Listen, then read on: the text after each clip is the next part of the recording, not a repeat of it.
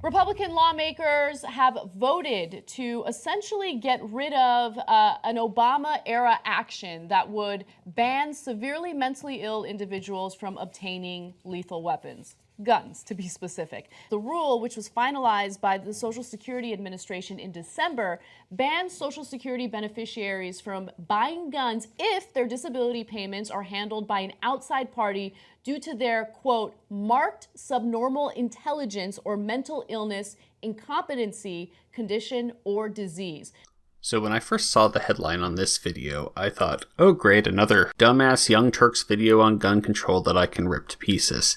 But I gotta be honest, when I looked into the actual rule that was put into place, I don't disagree with it. If somebody else is having to manage your affairs, then it's probably about time to stop buying the guns. The Republican-controlled House voted 235 to 180 in an apparent effort to improve gun ownership under President Trump. The rule affected nearly 75,000 Social Security recipients diagnosed with mental health conditions such as extreme anxiety and schizophrenia and are considered incapable of managing their own affairs. Okay, so this rule had potential to affect 75,000 Social Security recipients. My first question is, though, how many did it actually affect? Apparently there are 75,000 Social Security recipients that need to have their affairs managed for them.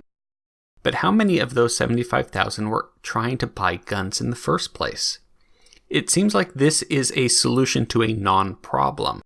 So where I could see that I might be against this rule is that I'm sure there are costs associated with managing this list and making sure that it gets to the background check authorities.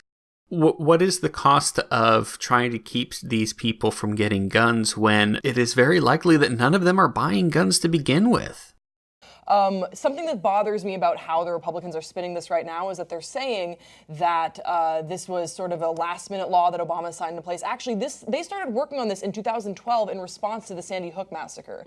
So this isn't a last-minute thing that Obama sort of sprung on the House. Like, this is something that they have been negotiating for a while. So for this guy to say, for him to say that, I'll call him this guy, I don't know, he's a guy.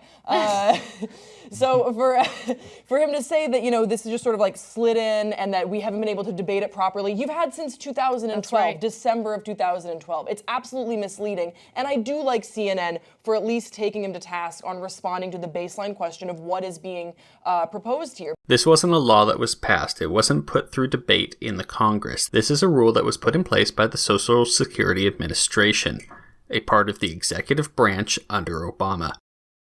I think it's bullshit that they're talking that this took 4 years for them to put into place.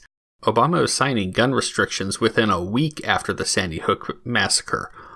Why is it that this one rule took 4 years? I think they barely found this and decided to throw it in really quick right before he left. But the underlying premise, I gotta agree with. If you cannot manage your own affairs, if you need somebody else to take care of you, then yeah, you probably shouldn't be buying guns anymore. Please tell me in the comments section where I'm wrong about this. I would like to know what other people think about this, because really, I think the Republicans went the wrong way on this.